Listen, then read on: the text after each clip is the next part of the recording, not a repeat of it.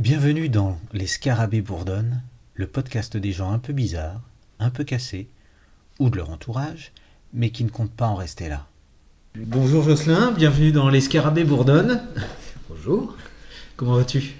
Ça va très bien, ça va.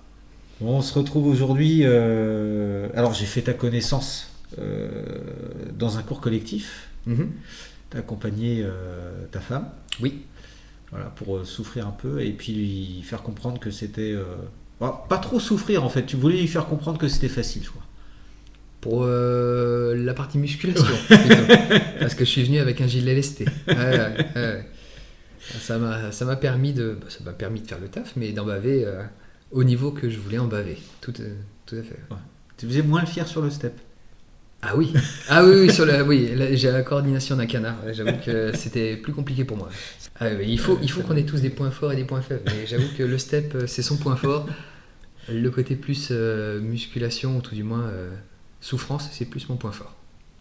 En parlant de souffrance, ça va en ce moment ? Ouais, je suis en convalescence. J'ai 2 mois. Je me suis fait opérer des hernies inguinales, je sais plus comment on dit. Donc il y a 2 semaines. Donc là, je suis en rémission. J'ai 2 mois sans sport. Donc c'est psychologiquement, c'est un petit peu dur, mais physiquement, ça va. Ça tient encore, mais ça va. On va comprendre au fur et à mesure de cet échange combien ça peut être difficile psychologiquement en mettant ça en rapport avec ta pratique sportive. Mhm. Tu cours ? Oui. Beaucoup. Régulièrement, en ce moment, mais régulièrement, quotidiennement.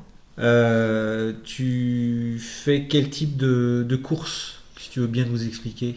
Alors, j'affectionne tout particulièrement les courses d'obstacles du type parcours du combattant, des mud day, au Ruée des Fadas, les extreme mud, ce genre de choses, jusqu'au numéro 1 mondiaux, les Spartan Race, qui sont les courses d'obstacles les plus dures que j'ai, les plus exigeantes que j'ai pu trouver, où on y va vraiment, on enlève le côté un petit peu fun des courses classiques d'obstacles.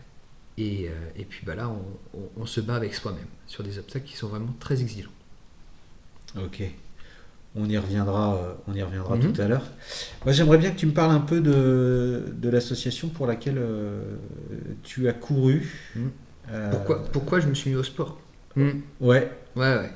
Eh ben, mon passif, moi, j'ai 41 ans, mais ça ne fait que 11 ans que je me suis mis au sport. J'étais pas du tout sportif avant, j'ai dû faire des sports un petit peu bateaux, comme au collège ou autre chose, mais j'ai jamais eu de sport proprement dans mon enfance qui on va dire, qui m'a animé. Et en fait, il y a 11 ans, on va dire, à peu de choses près, quand on a eu notre premier enfant, Michael, Johanna, ma femme, était amie avec une personne que je connaissais tout simplement comme ça, c'était dans son cercle d'amis, et elle a accouché une semaine avant. Et les filles se connaissaient, elles passaient beaucoup de temps ensemble, elles se voyaient 2 fois par semaine quand elles étaient toutes les deux sans travail, parce que elles profitaient de leur congé avant d'accoucher. Et après la naissance des enfants, on a continué à se voir, et au bout d'1 mois à peu près, ils sont venus à la maison, on a déposé les enfants ensemble dans le parc, et c'est là que la maman s'est rendue compte que quelque chose n'allait pas avec la petite Isabella. Le temps s'est écoulé, et ils nous ont tenus informés des démarches qu'ils faisaient, et la petite Isabella souffre d'une lysencéphalie et du syndrome de West. Le syndrome de West, c'est de l'épilepsie infantile. Il est nommé différemment parce qu'il peut être mortel. Donc, parce que nous, généralement, on ne meurt pas d'une crise d'épilepsie. On peut s'étouffer, on peut généralement se cogner. C'est généralement les chutes aussi qui peuvent provoquer un décès, mais normalement, on n'en meurt pas. Chez les enfants, le cerveau fonctionne différemment, tout du moins ils n'ont pas les mêmes réflexes sur autre chose. Enfin, toujours est-il que c'est nommé différemment, mais c'est de l'épilepsie infantile. Donc il a fait de l'épilepsie infantile et la lysencéphalie, c'est une malformation du cerveau qui, si on pouvait schématiser le cerveau humain, ce serait comme un ballon de rugby. Et si on prenait l'image du cerveau de cette petite fille, c'est comme si quelqu'un avait coupé un morceau du cerveau à l'arrière, à une des extrémités, ce qui fait que ça fait vraiment, elle a vraiment un cerveau qui est extrêmement touché par cette maladie. Et aujourd'hui, elle a 11 ans. Elle a fêté ses 11 ans le mois dernier, il y a peu de temps. Et aujourd'hui, un enfant de 11 ans comme nous va parfaitement bien. Elle ne peut pas s'asseoir, elle ne peut pas discuter, elle n'a pas conscience du monde qui l'entoure, proprement dit, même ses parents. Ses parents, elle doit reconnaître la voix, mais tout du moins c'est plus des automatismes. Mais tout du moins, elle ne discute pas avec ses parents. Si elle mange, il faut que tout soit en bouillie. Il ne faut pas qu'il y ait de morceaux, parce qu'elle pourrait s'étouffer. Et pareil pour l'eau. L'eau doit être gélifiée de manière à ce qu'elle puisse s'hydrater. Sinon, de l'eau, on va dire, classique, elle s'étoufferait avec. Il y a un gros risque d'étouffement. Ouais, la déglutition, voilà. Elle a des soucis. Donc, même pour qu'elle puisse se nourrir. Alors maintenant, c'est un petit peu mieux, mais pendant un moment, ils étaient obligés de la mettre d'abord dans un corset en plastique pour lui maintenir le tronc, le corps, on va dire le tronc droit, et après la mettre dans une chaise adaptée. Donc c'est vraiment, donc là, à 11 ans, plus elle grandit, plus les difficultés, plus les gestes du quotidien sont difficiles pour eux. Et donc, pour en revenir à moi, ne pouvant pas les aider financièrement, parce que j'avais pas une situation stable à ce moment-là, et c'est toujours pas le cas. C'est toujours pas le cas. Mais en fait, je me suis mis au sport. J'ai dû voir un reportage avec quelqu'un qui avait fait quelque chose pour un enfant, pour une association. Et en fait, je me suis dit, bah tiens, je sais rien faire, je vais faire ça. Je vais faire du sport, je vais essayer de faire des choses, de faire des petites courses et de faire parler d'eux. Donc j'ai commencé à compter en minutes de course à pied. Donc au début c'était des minutes, après c'est passé en kilomètres. Je comptais en kilomètres de course à pied sans m'arrêter. Et puis petit à petit j'ai progressé, j'ai trouvé des compagnons un petit peu de fortune de course à pied et j'ai appris à aimer ça. Parce que je n'aimais pas ça au début. C'était vraiment le moteur, c'était vraiment cette petite fille, je voulais vraiment les aider. Donc voilà. Et puis de fil en aiguille, j'ai découvert les courses d'obstacles et j'ai franchement eu un gros coup de cœur pour ces défis. C'est comme un enfant à qui tu dirais non, va pas dans la boue, c'est salissant, tu vas déchirer tes vêtements, tu vas te faire engueuler. Et ben voilà, maintenant que je suis adulte, plus personne m'engueule. Donc j'ai vraiment pris du plaisir à faire ces courses-là. Et puis les challenges sont toujours géniaux, l'ambiance est folle. Et on en ressort, quand on a mal partout, on en ressort malgré tout avec le sourire et l'envie d'y retourner. Pour moi, c'est mon cas, c'est vraiment ça, quoi.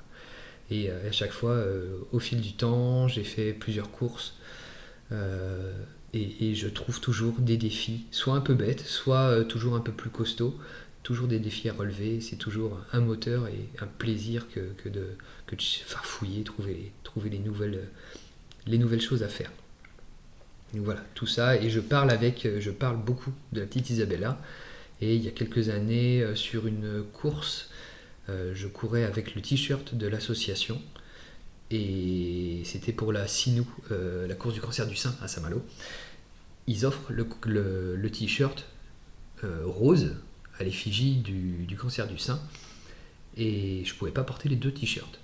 Donc ma femme a eu l'idée de d'épingler le logo de l'association sur un sac à dos licorne et ça a fait le buzz.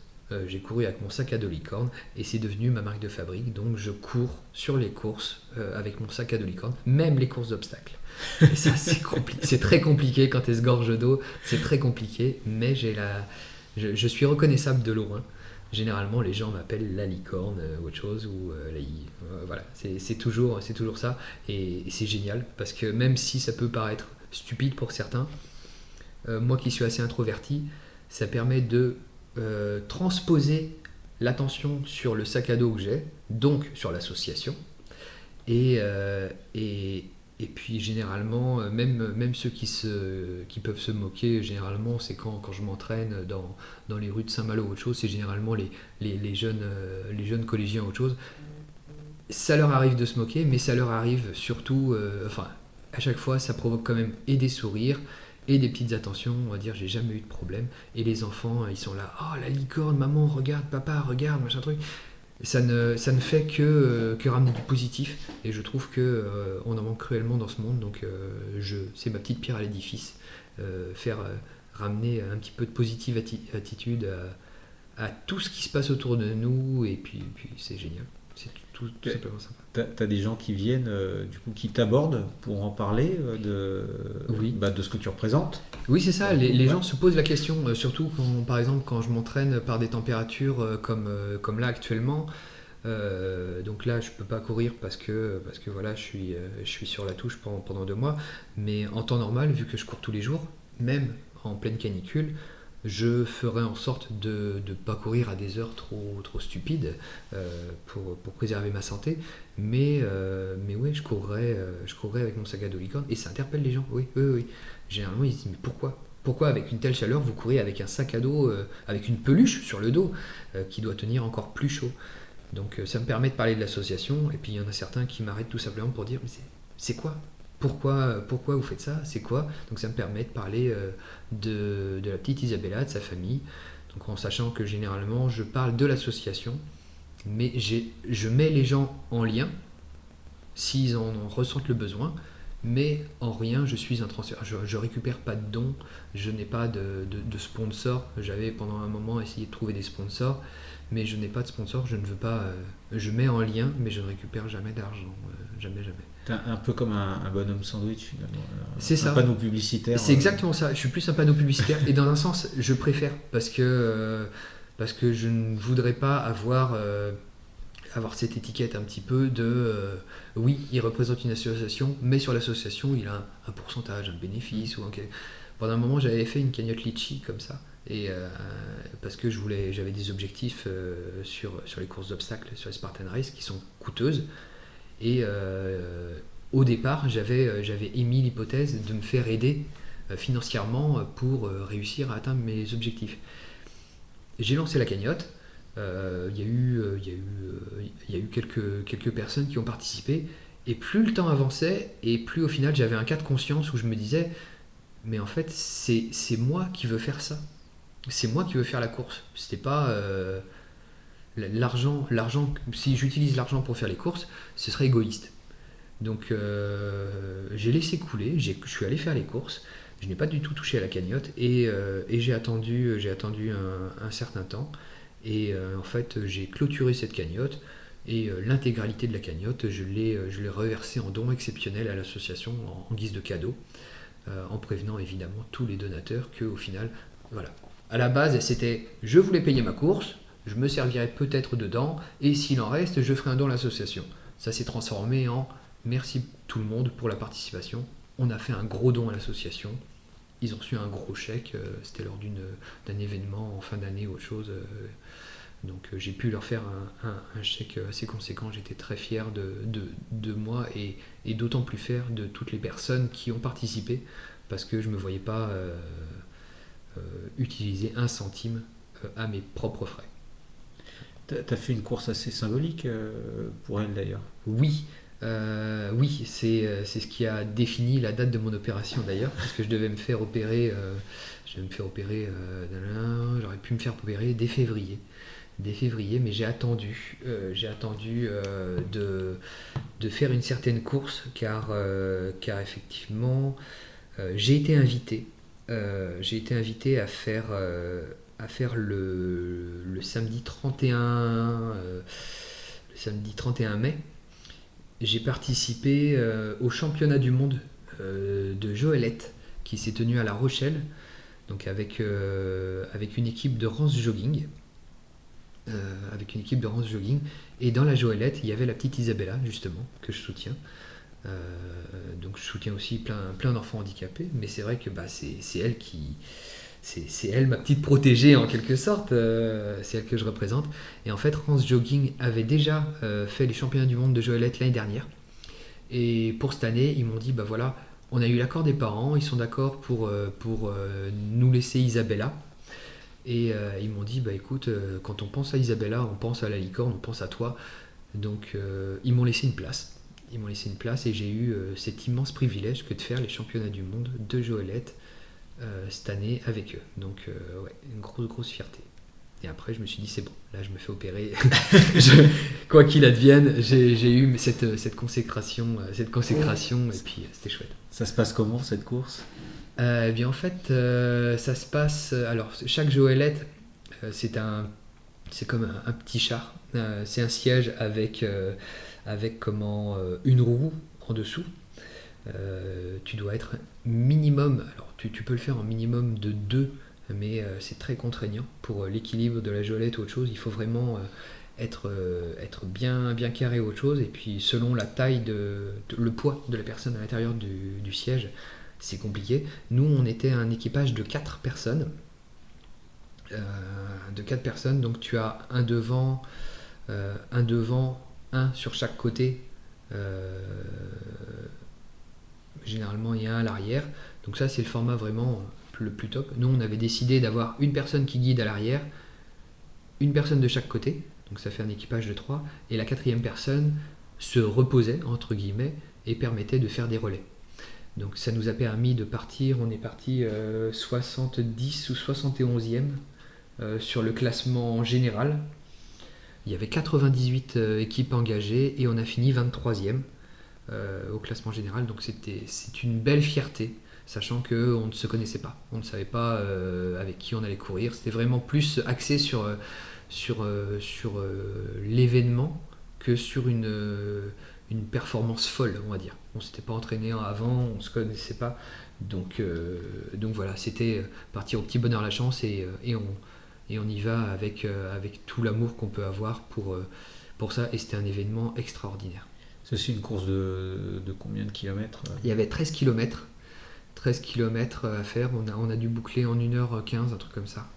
On a été quand même relativement rapide parce que au-delà du poids de la personne qui est dans le siège, Isabella doit faire une petite vingtaine de kilos quand même.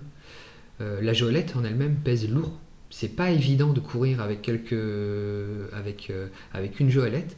Ça s'apprend, c'est accessible à tout le monde, mais ça s'apprend et ça casse le rythme cardiaque. Ça casse la performance. On a l'habitude d'avoir les bras libres. Là, on a toujours un bras, si ce n'est les deux, quand on est au poste de pilotage à l'arrière, qui sont constamment accrochés à quelque chose, et quelque chose de lourd. Une Joëlette, ouais, je dirais quand même, ça doit faire dans les facile 30, peut-être 40 kilos, quoi. Tout de moins pour les modèles qu'on avait, c'était un modèle qui était pas en fibre de carbone. Ils en font des super maintenant, mais non, on avait un modèle assez relativement ancien, je pense. Mais elle était lourde, ça c'est sûr, elle était lourde. Donc c'est un effort dans l'effort, et puis il faisait assez chaud ce jour-là, donc c'était pas évident, mais c'était un super événement, c'était super sympa, très très belle expérience. Et le nom de l'association, parce que t'en parles, mais je tu parle l'as pas nommé, dis donc. Je parle d'Isabella énormément, je parle d'Isabella, et le nom de l'association que je soutiens, c'est les Petits Pas d'Isabella. Donc vous pouvez les retrouver sur Facebook. Sur internet, ils ont un site internet, ils ont une page internet.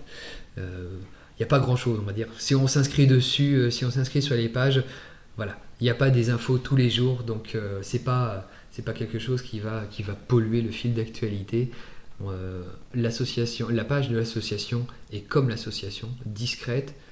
C'est un petit noyau, c'est une toute petite association, mais chaque participant va dire met du cœur à l'ouvrage. Voilà, vaut mieux être peu nombreux et être un vrai groupe soudé, plutôt qu'être trop nombreux et d'avoir peut-être des gens on va dire pas très intéressés ou qui le font par quête de conscience. Non, nous on est vraiment très investis, et je suis le seul vrai sportif tout du moins sportif à ce niveau-là. Je suis le seul vrai, on va dire, je suis le seul qui court avec une licorne déjà. C'est la seule bizarrerie du groupe, et je suis le seul qui fait des défis, tout du moins qui a cet aspect sport lié à l'association. Ça a été une sacrée étincelle quand même. Cette petite fille vraiment a allumé une étincelle qui tout du moins elle m'a ouvert les yeux. on vit tous, on va dire, un petit peu de manière... ça peut nous arriver de vivre de manière nombriliste. J'étais très nombriliste, je me pensais, entre guillemets, qu'à ma petite personne, assez égoïste, assez auto-centré sur moi-même. Et j'étais assez un petit peu râleur, de manière générale. Mais cette petite fille, quand elle est entrée dans nos vies, ça m'a fait un déclic sur la chance que j'ai d'être valide, sur la chance que j'ai de manière globale. On peut se plaindre de ne pas avoir d'argent, de ne pas avoir le dernier truc à la mode, de ne pas avoir ceci, cela, mais on a rarement le regard sur ce qu'on n'a pas. Sur ce qu'on a par rapport à des personnes qui sont en handicap, des personnes qui vivent en fauteuil en permanence, ou des personnes qui ont des fragilités ou qui vivent des choses très traumatisantes ou autre chose. Donc non, ça m'a ouvert les yeux sur la chance que j'ai d'être valide et de pouvoir faire des choses. Donc, ouais. Et ça m'a appris à ouvrir les yeux. Quand j'ai appris pour Isabella, c'est là où je me suis rendu compte que non, en fait, il y a le petit Bastien de Fight for Life qui habite pas loin, qui lutte aussi. Il y a les petits costauds, que ce soit les petits costauds, Fight for Life, ou les petits pas d'Isabella, et toutes les autres associations que je connais et que je cite pas, mais toutes celles qui me connaissent et me reconnaissent, je les salue tous, je leur fais plein de gros bisous et je leur envoie toutes les bonnes vibes, toutes les bonnes vibrations que je peux faire, parce que quand nous on fait une course d'obstacles où on en bave à mort, ou un parcours du combattant où on en bave énormément, ce qui me permet de finir quand le mental n'y est plus, c'est de me dire que je dois le faire, entre guillemets, je dois le faire, parce qu'en fait les épreuves sportive qu'on fait, je transpose ça en me disant que c'est le quotidien d'un de ces enfants handicapés. Nous, notre parcours du combattant, eux, c'est une journée normale. Eux, ils se battent tous les jours pour vivre un jour de plus avec la maladie, la malformation, l'handicap qu'ils ont. Donc, ouais, j'aime cette idée de me faire entre guillemets, de me faire souffrir, de me donner au maximum, parce que voilà, mes combats sont ponctuels et je le fais sciemment, en toute possession de mes moyens, mais eux ils vivent ça tous les jours. Donc ça m'a ouvert les yeux sur l'handicap de manière générale, et j'ai appris énormément de choses grâce à toutes ces personnes, ces enfants handicapés, énormément, c'est fou, quoi. Je me souviens du Jules qui est grand maintenant. Il avait participé à une course nocturne, à un trail nocturne de la Quai vers Luisante, qui est une course super sympa, très festive et tout, qui est géniale. C'est comme les corridas, soit du Nouvel An, la corrida des Remparts, qui est fait par le cercle Jules Ferry, ou la corrida de Dinan aussi, qui est top. La Quai vers Luisante, il était là, et en fait, Jules, en fait, il est amputé des 4 membres. Il est amputé des 4 membres, et il avait 12 ans à l'époque. Et à un moment donné, les bénévoles donnent des crêpes, ils distribuent des crêpes, et j'étais là, oh pauvre petit gars, il est dans son fauteuil, machin truc. Enfin, une réflexion qu'on peut avoir, qu'un petit peu tout le monde peut avoir, en se disant oh là là, pas de chance, machin truc. Et en fait, il m'a bluffé, il m'a foutu une claque, il m'a donné une grosse leçon de vie quand tout simplement il avait demandé une crêpe, et je sais plus si c'était sa tante ou tout du moins quelqu'un qui le connaissait très bien lui a dit bah va la chercher. Et puis il est descendu de son fauteuil et puis il marchait sur son bassin, et puis bah, il allait de droite à gauche ou autre chose, et c'était impressionnant. Et la dame qui lui a filé la crêpe, je pensais qu'elle allait lui donner directement à la bouche ou autre chose. Non, elle lui a posé sur son avant-bras, parce qu'il est amputé juste au-dessus du coude. Et puis bah, il s'est démerdé tout seul. Et après, quand il a fini, il est retourné à ses affaires ou autre chose. Et en fait, je me suis rendu compte que en fait, non, il y a des personnes qui vont avoir une amputation ou une malformation ou une paralysie de peut-être un bras ou une main, quelque chose de gênant au quotidien, mais qui t'empêche pas de vivre en soi. Et en fait, ces personnes-là, ces enfants et les personnes handicapées comme ça, à un moment donné, ils ont switché, ils ont fait la bascule en se disant ok, ça c'est comme ça, j'ai pas ça, ou j'ai pas de jambes, ou j'ai pas de bras, ou j'ai pas la totale, un petit peu comme Jules. Mais ça m'empêche pas de faire des choses, ça m'empêche pas de me déplacer, ça m'empêche pas de... En fait, ils ont une attitude, tout du moins une positive attitude, qui est une leçon de vivre, qui est folle. Donc je suis admiratif d'eux, vraiment à fond. Et quand ça va pas, je me dis, attends, ça va, finalement ça va. C'est rien par rapport à d'autres situations. Si eux, ils arrivent à garder la patate, la joie de vivre, toi, tu peux pas baisser les bras. Tu peux pas te laisser aller, tu peux pas... Tu vas continuer à te battre et à vivre et à rester positif et à sourire chaque jour, même si tout se casse la gueule autour de toi, c'est pas grave, il y aura des jours meilleurs. Alors ça veut pas dire qu'on n'a pas le droit de se plaindre de temps en temps. Je me plains beaucoup. Il suffit de parler avec ma femme. Il y a beaucoup de gens qui me connaissent et qui disent ouais, Jocelyn il est toujours positif. Parlez à ma femme, vous verrez que je me plains énormément. Et les enfants aussi. Je grogne beaucoup. Je grogne, mais je ne mords pas.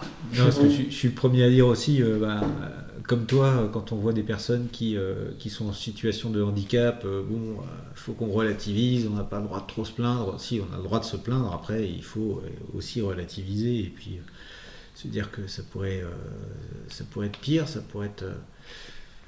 différent, ça pourrait être et constater que n'oublions pas qu'on est français, les chauvins de surcroît, on aime se plaindre, c'est un sport national, oui, voilà, c'est dans les valeurs nationales. Donc Isabella en fait a lancé cette passion du sport. Ouais. Elle était à l'origine, mais depuis tu es devenue vraiment très très très mordue. Oui, ouais, à force de me lancer des défis, finalement, c'est de fil en aiguille en fait. C'est devenu de défi en défi. C'est devenu une passion, voire je dirais même une drogue. Donc c'est un plaisir au quotidien. Donc c'est vrai que pour performer sur les courses d'obstacles, celles qui étaient ludiques à ce moment-là, je me suis concentré sur la course à pied. Pour performer sur la course à pied, je me suis mis sur du trail. Le défi avec la Joëlette, la première fois, j'étais pas du tout confiant, j'étais pas à l'aise. Et puis on se dit que on a quand même une personne handicapée dans un fauteuil. Faut pas faire tomber la personne. Enfin, je suis assez craintif de manière générale, même si maintenant je fais plein de choses qui sont complètement allées aux antipodes des personnes craintives, mais généralement je suis assez craintif, mais on se dit faut pas faire tomber la personne handicapée, faut pas trop tirer ou machin truc, enfin c'est une responsabilité. Et pareil, j'ai fait des courses en X-Rover, donc c'est une poussette, mais c'est une poussette, on va dire, ça ressemble plus à un char à voile, mais tout du moins dans la forme, où l'enfant handicapé est dedans, assis, et tu le pousses. En fait, tu as besoin que d'une personne pour ce type d'équipement. J'avais fait le semi-marathon de Cancale-Saint-Malo, justement avec le petit Bastien. Et ça a été mon baptême, c'était avec son X-Rover. C'était chouette, c'était vraiment chouette.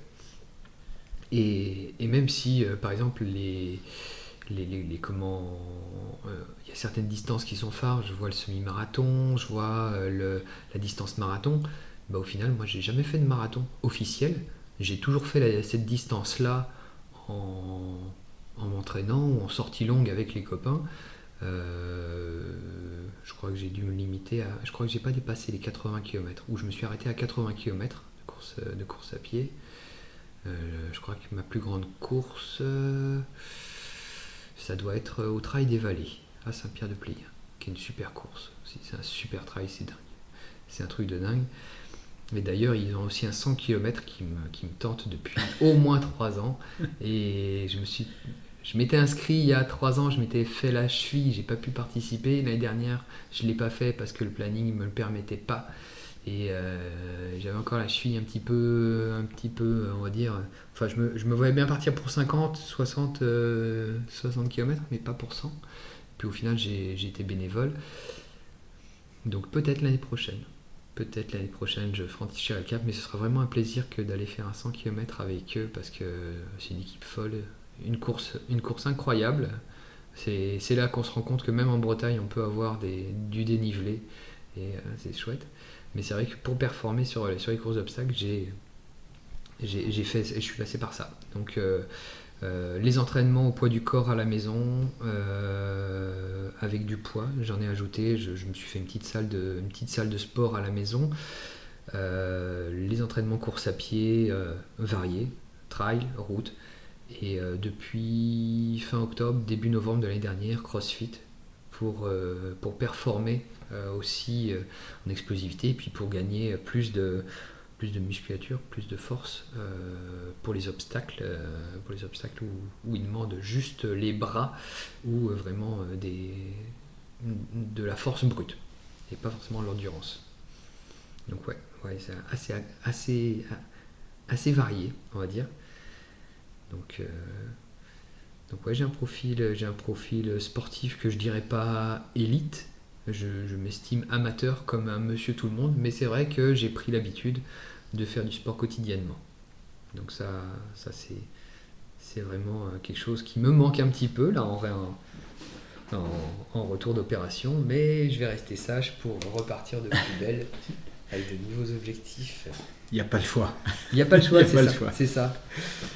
Enfin, si, on a toujours le choix. On peut évidemment, en termes pas très propres, mais on peut saloper le travail du chirurgien, mais c'est pas dans l'intérêt de la suite. D'autant que, tu disais, tu cours quand même, tu cours souvent, tu cours tous les jours. Oui. Et tu as un objectif aussi, alors là qui est plus personnel, d'un grand nombre de courses, oui. d'un grand nombre d'obstacles. Oui, en fait, c'est toujours sur les formats de Spartan Race, les formats de course d'obstacles Spartan Race. En fait, ils font des week-ends où tu as 3 courses différentes. Tu as 3 formats de course, le 5 km, le 10 km et le 21. Ça, c'est les formats de base, si je puis dire. Tu as aussi le format ultra de 50, avec... alors, tu as toujours minimum 20 obstacles. Et puis après, ça en rajoute petit à petit. Mais comment... En fait, quand tu as ces 3 formats, quand tu as fait ces 3 formats, tu obtiens... pour eux, tu as fait une trifecta. Ce qu'ils appellent une trifecta, c'est l'association des 3 formats, donc les 3 médailles forment une seule grosse médaille. Ça incite les gens à faire les 3 formats aussi. C'est un beau défi. Donc il y a des gens qui qui peuvent faire le défi. Tu peux l'avoir une fois dans l'année si tu le souhaites.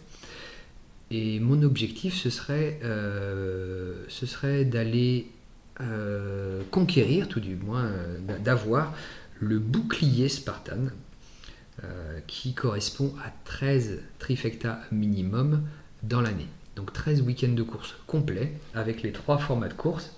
Alors dit comme ça, 5 km, 10 km et 21 km, c'est peu de choses, parce que c'est quelque chose, moi je sais que le 20 km, je peux aisément le faire quotidiennement, même avec du dénivelé. Mais là en l'occurrence, on rajoute les obstacles. Et pour faire le 21 km, je crois que mon record, il est un tout petit peu au-dessus de 5 heures pour faire les 21 km. Parce que les obstacles sont vraiment très durs, parce que le terrain est toujours sélectionné de manière à être très joueur, on va dire. Être très joueur.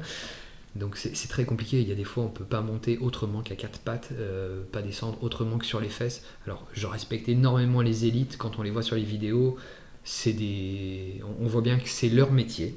Je ne suis pas élite, je suis un amateur passionné. Et donc c'est pas possible pour moi de risquer de la chute, parce que c'est des courses qui sont tellement contraignantes que dans le règlement tu signes pour ne pas porter plainte contre la marque Spartan Race si tu meurs sur les courses. Voilà, donc une fois que tu es mort pour porter plainte, c'est plus normalement, compliqué. Tu as plus de difficultés. Mais tu as les attaques d'animaux sauvages, parce qu'en fait c'est un règlement global, c'est un règlement mondial. Donc, ce qui fait qu'aux États-Unis ou par exemple lors des championnats du monde à Abu Dhabi Je pense notamment là-bas parce que tu as le désert. Donc tu peux avoir des piqûres de scorpions ou de serpents ou autre chose. Dans les États-Unis, il y a des courses où tu entends où il y a les ours ou pas des panthères, mais tout du moins des gros chats sauvages, des lynx ou autre chose. Donc il y a vraiment des dangers selon les secteurs et ils ont fait un règlement global. Donc dans le règlement que on signe pour accepter ces risques éventuels qui jusque-là, en touchant du bois, ne me sont jamais arrivés. Je sais que pour la Dead Race qui a eu lieu le week-end dernier, certains participants ont dit qu'ils avaient entendu les ours.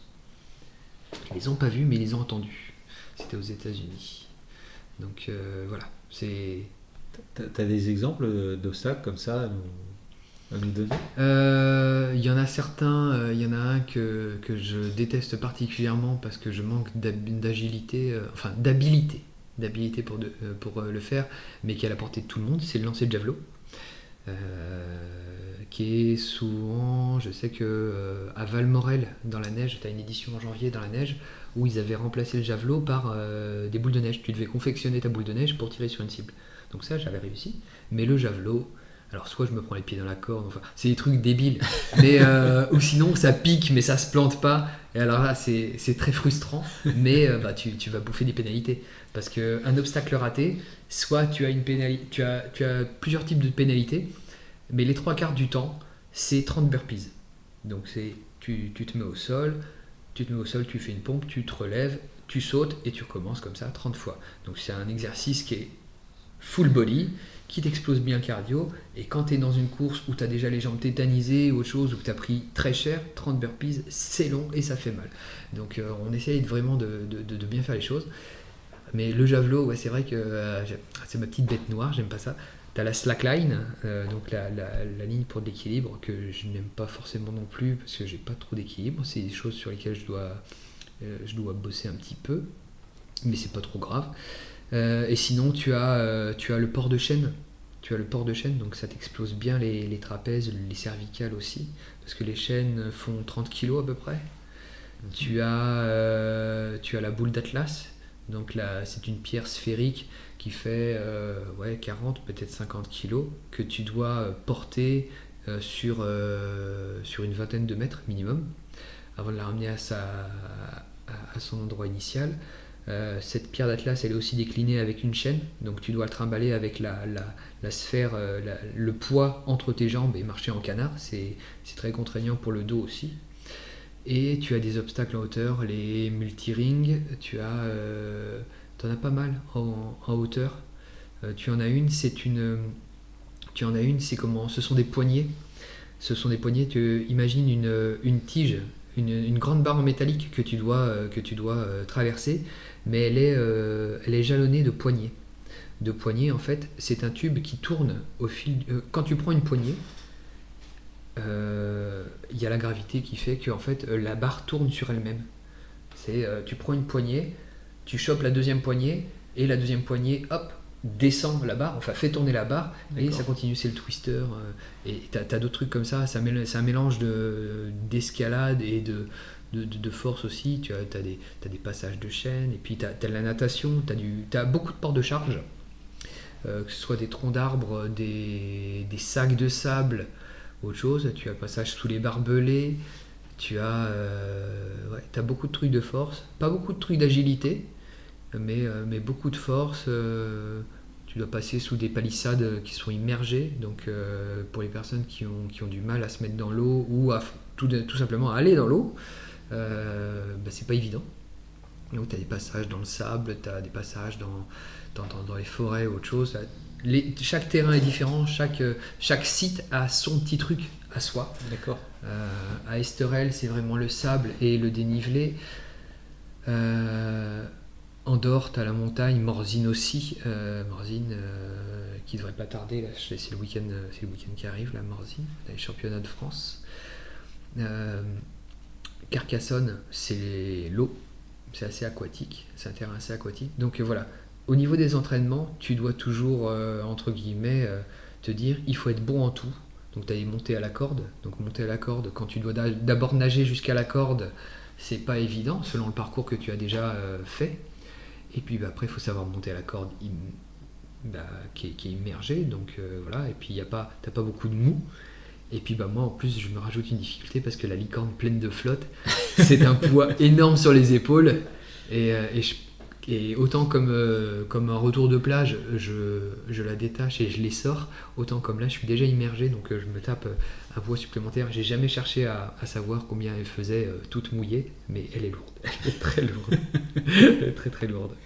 Ah oui, mais tout un symbole. Ah oui, Voilà. oui, Donc, oui. Un symbole que je garde jusque... Il y a juste sur les formats d'endurance Spartan Race que je ne peux pas la garder. Parce qu'on est déjà lesté à plus de 15 kg et c'est des formats commando.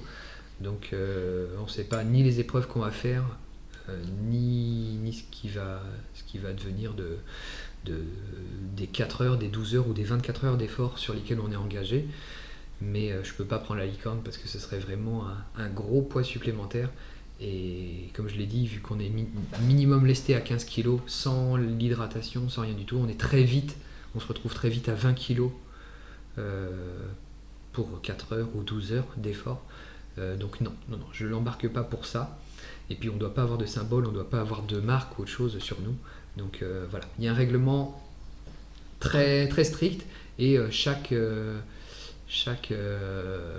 non-respect de tel ou tel truc, ça équivaut à des points en moins. Donc ce sont des courses qui sont psychologiquement très difficiles parce qu'on les commence et on ne sait pas si on va les finir, parce qu'on est noté en permanence, on peut sauter, on peut avoir payé le dossard 200 peut-être, plus de 200 € et faire 2 heures et puis se faire dégager ou même pas commencer la course parce que on n'a pas le poids réglementaire, on n'a pas les objets obligatoires qui ont été décidés pour le scénario.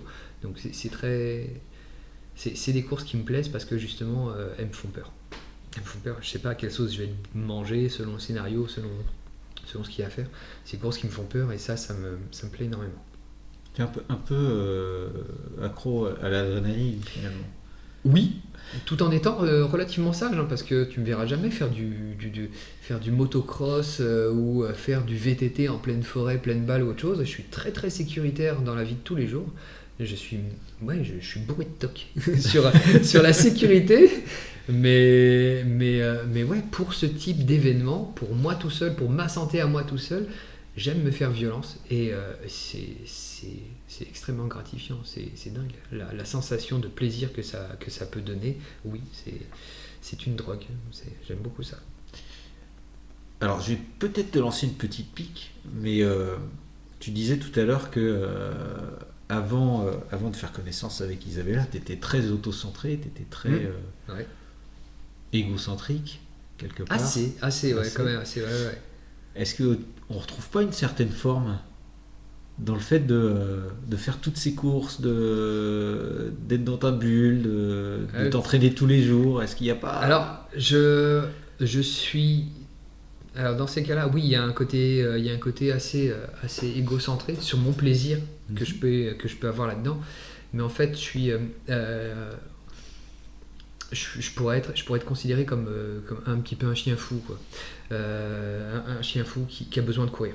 Tu vois les pinchers, les mini Doberman, ils sont tout petits. À la base, c'est pas méchant, mais par contre, tu peux pas les avoir en appartement, c'est déconseillé parce qu'ils ont besoin de courir, ils ont besoin vraiment de se dépenser à mort. Je dois être un petit pincher humain, ou j'ai dû être un pincher dans une autre vie, je sais pas du tout. Mais en tout cas, j'ai besoin d'extérioriser. Alors vu que je suis très dans la, j'essaye d'être très calme au quotidien, tout du moins d'être très positif ou autre chose. Mais c'est pas pour autant que certaines choses ne m'atteignent pas. Je peux avoir des journées pourries, autre chose, j'ai besoin de décompresser.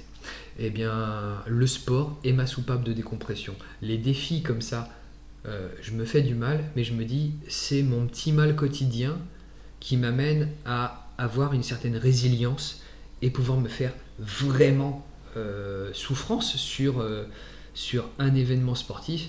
Et me dire, d'accord, j'en ai bavé, j'en ai sué, mais je suis arrivé au bout. Et si je suis arrivé au bout, même sur une distance de 20 km, je sais très bien qu'il y a énormément de sportifs que je côtoie qui n'en seraient pas forcément capables. Donc c'est ma petite fierté à moi. Mais pour pour pouvoir se mesurer à moi, j'invite tout le monde à me rejoindre sur les courses d'obstacles. Je suis disponible pour en parler, même pour aider, éventuellement pour voir avec toi, pour du coaching, pour que les gens soient prêts et vivre cette aventure, parce que même la 5 km, même la petite course, la toute petite de 5 km qui peut se transformer en 7 si vous bouffez toutes les pénalités, ça m'est arrivé une fois, même celle-là, on paye très cher la marque, mais après avoir bouclé cette course, cette sensation on va dire de rage un petit peu, d'avoir payé si cher pour 5 km, elle s'envole instantanément, parce que c'est un souvenir qui ne peut pas être remplaçable, vraiment. Une forme d'accomplissement. Ouais, franchement, c'est des courses qui sont très critiquées sur ça. Sur le fait qu'ils aient le monopole, et on va dire pendant le Covid il y a eu énormément de soucis, en tout cas sur le remboursement des courses ou autre chose qui avait été annulé, autre chose sur les reports, il y avait eu pas mal de choses, et c'est vrai que le staff Spartan France avait eu quelques accros, donc ils jouissent d'un monopole certes, mais derrière c'est vrai qu'il faut reconnaître que faire ces courses là, ça ne ressemble à aucune autre, et ça fait suer de payer cher, mais derrière il y a les assurances, il y a le matériel, il y a toute la logistique qui coûte une blinde. Mais faire ne serait-ce qu'une petite course, on s'en souvient, je pense, très très très très longtemps, si ce n'est toute la vie. Et du coup, comment tu gères ta vie perso, avec tes entraînements, là tu dis t'es un peu chien fou, alors la pique était pas, je suis pareil, donc pas de. Je m'en doute, t'inquiète. Avant de m'atteindre, il faut quand même, on va dire, piquer beaucoup plus fort. Oui, non, mais là, sur toi, et puis avant de me vexer, pareil. Mais c'est essayer de faire comprendre à quel point, alors sans partir dans de la bigorexie, c'est-à-dire d'être accro comme un drogué au sport, c'est trouver sa limite pour que tout soit bien géré. C'est ça. Moi je me suis renseigné sur la bigorexie parce que on m'avait dit, on m'a dit t'es accro, machin truc, t'en es malade. Là dernièrement, là en janvier-février, avant l'opération, je parlais avec j'ai un pote de course à pied avec qui je cours tout le temps. C'est Laurel et Hardy, tous les deux, on passe notre temps ensemble. Et il me disait, il fait, mais il va falloir que tu redescendes le volume, parce que j'ai fini l'année 2024 à 6000 km de course à pied, sans compter les courses d'obstacles, parce que je peux pas forcément emmener la montre ou autre chose, donc j'ai forcément fait plus, mais sur Strava tout du moins, sur les trucs officiels, j'ai fini à 6000 tourons. Et il me disait, il va falloir calmer le jeu rapidement, sur ton kilométrage, sur ce que tu fais au quotidien, autre chose. Et je lui disais, bon oui, je vais voir ça. Je prenais pas vraiment mesure, et c'est lui qui m'a fait prendre du recul, c'est lui qui m'a ouvert les yeux un petit peu sur le fait que globalement, j'en faisais beaucoup dans la journée. Entre le fait de me lever en avance par rapport au reste de la famille, de courir un petit peu sur le tapis de course à la maison, ou d'aller sortir pour courir un petit peu, de revenir, de prendre ma douche, de m'occuper des enfants, de les emmener à l'école, après il y a la journée de boulot, de courir dans l'heure de midi, de finir ma journée de boulot et d'aller courir le soir, soit directement après le boulot, soit on va dire une fois que tout le monde est couché. Je couche tout le monde, les enfants en premier lieu, et puis après avoir passé un moment avec ma femme, je repartais courir au lieu de me coucher tout de suite. Donc oui, effectivement, j'essaye de privilégier quand même le noyau, tout du moins la vie de famille, pour que quand je parte aux courses, faire des courses qui sont assez loin, je puisse le faire sans culpabilité, un petit peu. Mais ouais, c'est pas toujours évident. Il y a un truc sur lequel je suis vraiment pas bon du tout, c'est sur le sommeil. Et Dieu sait que le sommeil est important pour la récupération. Donc voilà. Mais c'est mon ami qui m'avait dit, mais attends, entre la course à pied, le sport que je fais au poids du corps à la maison, les petits exercices que je fais le matin en me levant ou le soir avant de me coucher, plus le crossfit que j'ai rajouté à partir de novembre, autre chose, il me disait, regarde bien sur Strava, autre chose, j'étais pas loin, oui, effectivement, j'étais entre 1h30 et 3 heures de sport par jour. Donc effectivement, je me suis posé la question à savoir si c'était pas de la bigorexie, et non, parce que la bigorexie, c'est seulement quand ça commence à détruire la sphère privée que tu as autour de toi. Ouais, comme toute addiction, c'est-à-dire que il faut que ça t'es pousse plus la que vie. dans l'addiction C'est ça. et tu t'occupes plus du reste du tout. Donc j'ai continué. Donc j'ai continué. Pendant que les autres dormaient, j'ai continué. Mais non, j'ai vachement ralenti là depuis le début de l'année parce que je savais très bien que cette opération des hernies devait être faite. Donc 2025, c'est vraiment... Je regarde plus le compteur. Je suis plus à 500 km par mois. Je dois être très très en dessous. Mais donc je regarde plus. Mais tu fais pas de déprime pour autant. Pour l'instant, ça T'es va. pas en train de trembler Je dans tremble tous les sens pas. en disant faut que je sorte, Je tremble pas. J'ai des petits pincements au cœur quand je vois les courses, tous les mois les formats d'endurance Spartan et d'autres courses quand je vois ce qui se prépare et ce qui se fait et ce que je ne peux pas faire. Mais je me dis que c'est passé mon tour pour revenir, j'espère, plus fort plus tard. Donc je prends mon mal en patience et jusque là ça va, j'arrive à gérer. Je suis pas trop désagréable, paraît-il. Parce que souvent quand je devenais ronchon à la maison, Johanna me disait va courir, tu fais suer, pour rester poli. Donc j'allais courir, ça me servait un petit peu d'excuse aussi.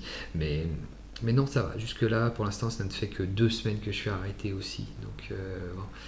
Oui, puis 2 mois, ça passe vite. J'ose espérer. Je Aussi. me suis mis un minuteur. Je me suis mis un minuteur. Là. Tu coches Non, je me suis fait opérer. Là, tu vois, regarde. Reprise du sport dans 46 jours, 13h et 42 minutes. Donc à 6h du matin, quand ça sonnera, je sais qu'à 6h du matin, je pourrais éventuellement faire la course à pied.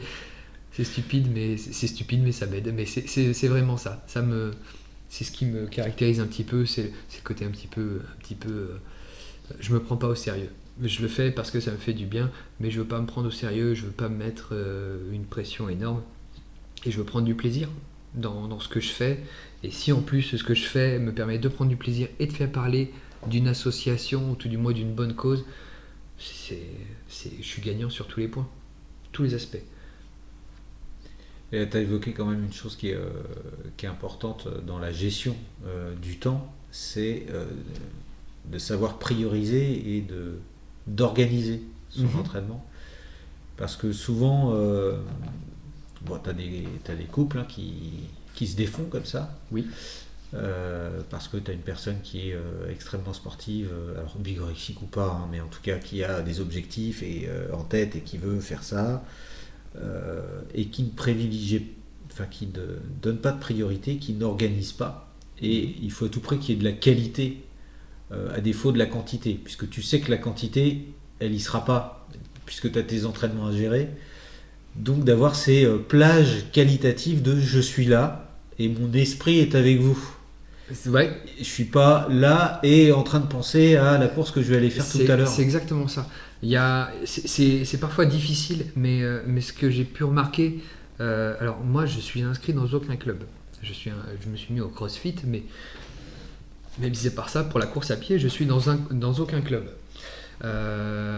Parce que les entraînements, tout du moins au niveau des horaires, ça me forcerait, entre guillemets, à dire là j'ai mon rendez-vous, là je dois y aller.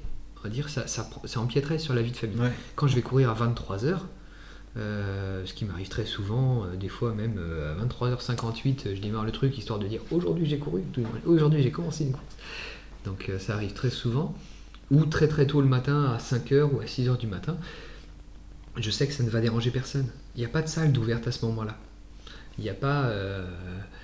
j'ai pas de route à faire ou autre chose. C'est vraiment, je m'entraîne.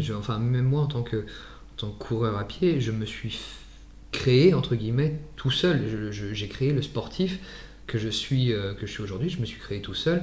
Et puis c'est au fil des relations où il y a un tel qui me donne une petite info, il y a un tel qui parle beaucoup de la pratique, des risques, de l'alimentation, de l'hydratation sur des formats spéciaux, ou qui connaissent des coins où on peut s'entraîner ou autre chose. Mais j'ai jamais voulu rentrer dans un club parce que je partais du principe que je voulais pas représenter un club, je voulais continuer à rester entre guillemets libre, de représenter uniquement l'association que je défends et puis voilà, j'ai aucun problème de courir à Dinan avec ce Dinan, à Mignac, à Saint-Malo ou autre chose. Je suis monsieur tout le monde qui court parce que il peut courir, parce qu'il en a envie. Et puis bah oui, je m'entraîne quand j'en ai envie aussi. Il n'y a pas de contrainte. Si je veux faire de la piste, je vais sur une piste, ou je vais sur un endroit où il n'y a pas de voiture ou autre chose.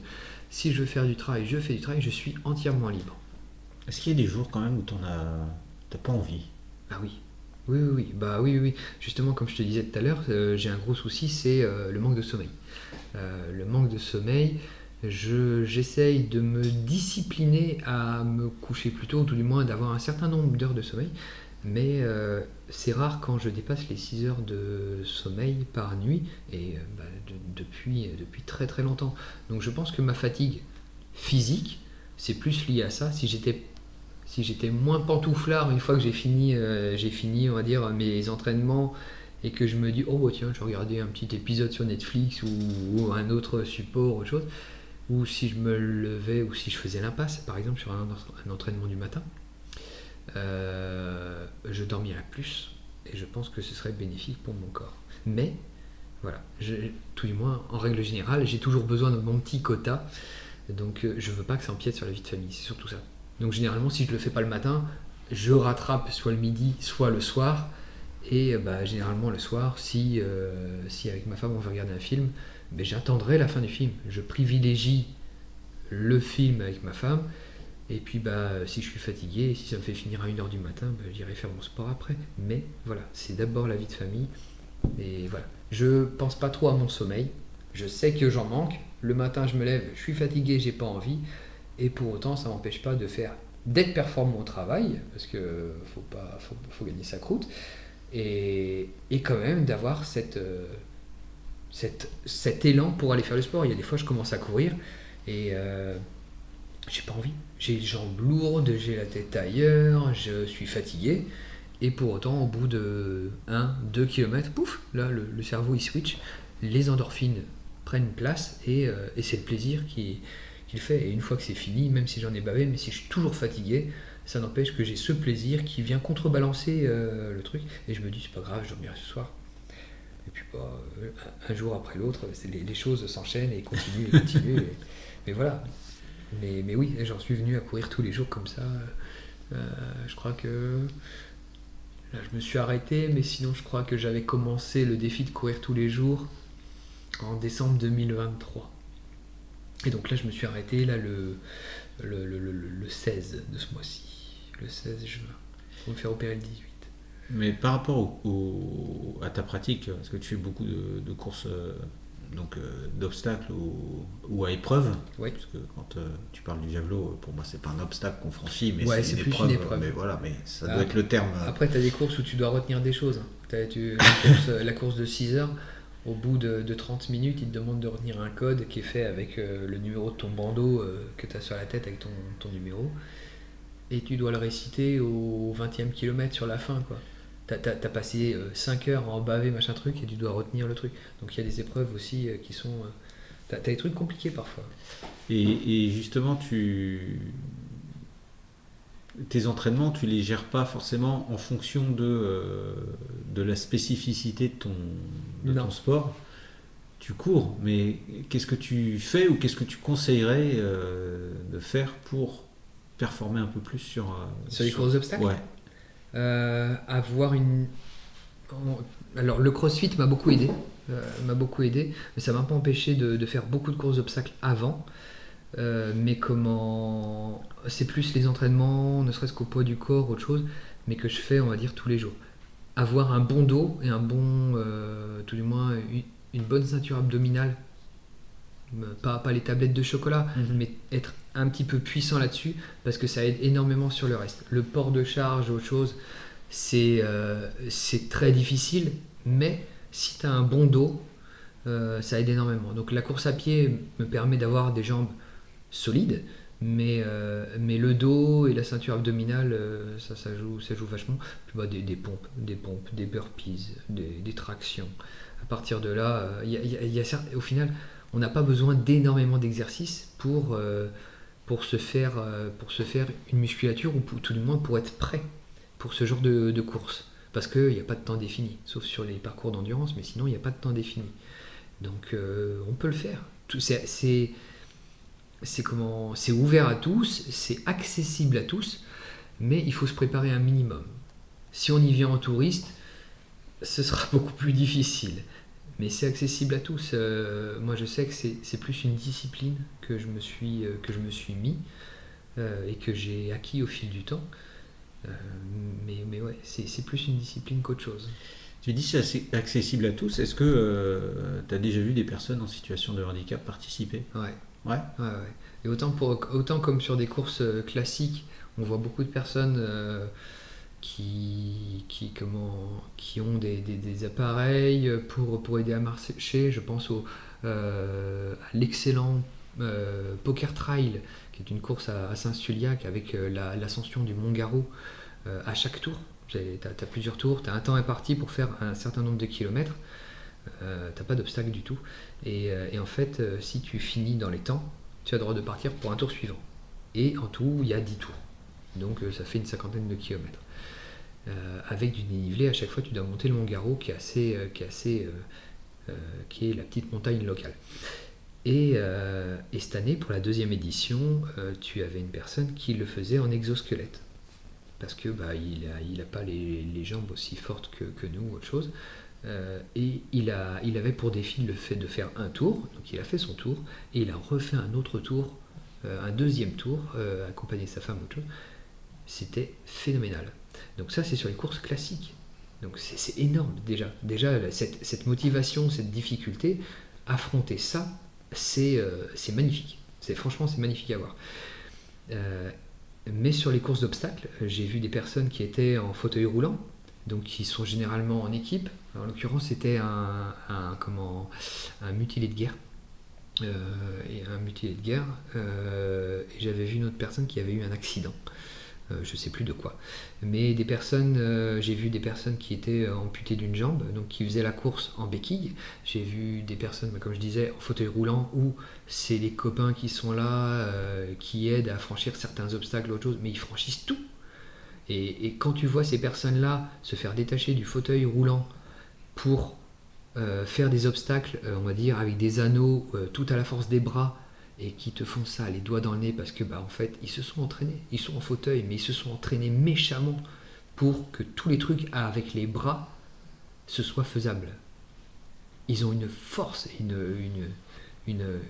mentalité à toute épreuve, c'est magistral. Tu vois ces gens-là faire ça, c'est magistral. Et j'ai déjà vu une course, c'était dans les vidéos que j'ai vu cette personne faire ça. C'était aux États-Unis, je crois. Une personne qui était amputée des jambes jusqu'au bassin, donc il avait juste le tronc et ses bras, et lui il faisait sa course solo, donc pas de fauteuil roulant, rien du tout, tout seul à faire les trucs. Donc forcément pour les agrès il se faisait aider, il se faisait mettre en hauteur, mais sinon il faisait tout seul. Et à la fin de la course il parlait, il avait fini sa course, il était super fier de lui, et à la fin le slogan c'était et toi c'est quoi ton excuse? C'est exactement ça en fait. C'est quand on se dit moi ça c'est pas pour moi, ça je peux pas faire, machin truc. Non, tout le monde peut le faire. Et il y a même des personnes qui ont plus de 80 ans qui font les courses, même ces Spartan Race. Moi je dis respect éternel envers ces personnes, c'est fou, c'est magnifique. Ça sert à rien d'être le premier. Finir la course, c'est déjà phénoménal.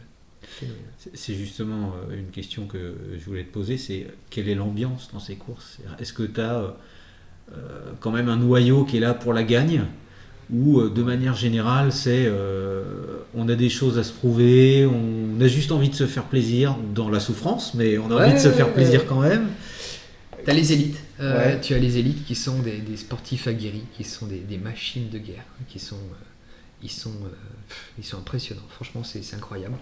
Tu as les élites, et puis tu as les lambda, je veux dire, les catégories open comme celles que je fais. Tu as les groupages aussi, pour ceux qui cherchent la performance, on va dire, dans les tranches d'âge qu'ils ont. Voilà. Tu peux même la personne lambda, tu peux t'inscrire sur un format élite si tu le souhaites. Tout est libre, tout est... voilà, tu payes juste ton dossard peut-être un peu plus cher si tu veux être dans les élites. Par contre, les élites, t'as pas le droit de... Par exemple, des palissades de 3 mètres que tu dois franchir. Si tu fais 1m50 et que tu n'arrives pas à la passer, tu peux pas juste aller faire la pénalité. Non. Si tu es en élite, tu dois franchir cette palissade de 3 mètres sans te faire aider. Donc il y a aussi des contraintes en élite qui sont à prendre en compte, mais sinon c'est vraiment ouvert à tous, quoi. C'est vraiment génial. Mais oui, t'as des machines de guerre que tu ne trouverais nulle part ailleurs, autre chose. Et t'as des monsieur tout le monde, des madame tout le monde.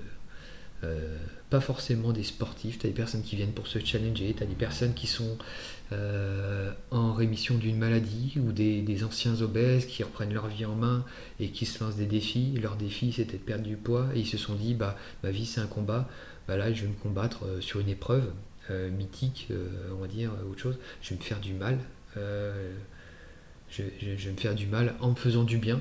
Le but c'est de se faire du bien, mais voilà, se faire du mal dans le sens où on martyrise un petit peu le corps qui n'a pas l'habitude de prendre aussi cher, mais la satisfaction au final est difficilement descriptible, ça c'est certain. Est-ce que tu penses que c'est important de se faire coacher pour ce genre de sport? C'est un gros plus, ouais. Parce que moi, comme je te disais, je me suis entre guillemets façonné un petit peu tout seul. Mais ça ne m'empêche pas de voir mes lacunes. En l'occurrence, le haut du corps, c'est là où je manque de puissance et de force. Donc bon, je me suis fait ma petite salle de sport à la maison, mais en fait, moi dans une salle de sport, je serai la personne qui va être discret, qui va être dans son coin ou autre chose. J'aime pas le côté m'as-tu vu, tout du moins, j'ai du mal, j'ai un petit peu de mal à m'affirmer comme ça, même si je sais que je peux faire quand même pas mal de choses. Donc je suis plus à m'entraîner tout seul, mais quelqu'un qui a besoin d'un petit peu d'aide, oui, un coach sportif, ce serait quelque chose, ce serait un accélérateur phénoménal. Moi je me suis inscrit au CrossFit parce que justement je savais que j'avais besoin de gagner en force. Mais l'avantage du CrossFit, c'est que ça mélange tellement d'exercices qu'au final, je m'explose le cardio. Là, avant d'être en arrêt, je crois il y a 1 mois et demi, ils ont réussi à faire une séance de cardio en duo où ça m'était pas arrivé depuis extrêmement longtemps. Je crois que ça m'était jamais arrivé les deux d'un coup. J'ai failli perdre connaissance à la fin du wood, failli perdre connaissance et j'ai failli vomir aussi. Voilà. Donc j'ai jamais perdu connaissance et j'ai jamais vomi en course à pied ni en entraînement quelconque, mais là ils ont failli faire les deux le même jour. Donc oui, effectivement, ça me permet c'est sortir de sa zone de confort. Et quand on a une discipline et tout du moins un esprit, on va dire, bien axé dessus, ça le fait. Mais pour des personnes qui ont besoin, on va dire, d'avoir le mental qu'il faut, un coach sportif, c'est limite indispensable pour ne pas aller à la blessure ou ne pas finir la course et être complètement dégoûté et tout arrêter. Parce que j'en connais aussi qu'on fait des objectifs de course à pied, de trail, et après avoir fait leur défi, ils n'étaient pas prêts. Et du jour au lendemain, ils ont tout arrêté. Alors que c'était des sportifs en devenir, ou tout du moins qui avaient une jeunesse dans le sport ou autre chose, et qui pouvaient être amenés à faire des grandes choses. Et je pense que ça aurait pu leur amener beaucoup de positif dans leur vie. Autre chose. Mais bon, après, c'est mon point de vue. je ne force pas les gens à faire du sport, mais bon, on sait très bien que faire du sport est bien plus bénéfique que pizza télé H24. Donc, voilà. Entre le sédentarisme et l'hyperactivité, faudrait trouver un juste milieu. Faut trouver un juste milieu, mais ça va. Parce qu'il y a le sommeil qui est important aussi. Je te le rappelle comme ça en passant. Oui. Même si je sais que tu en es conscient. Écoute, on a quand même abordé pas mal de choses.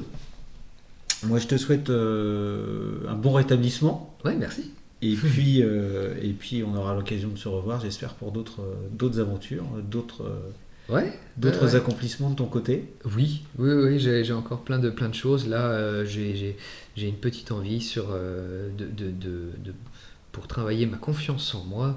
J'ai envie de me lancer des défis dans les stages de survie.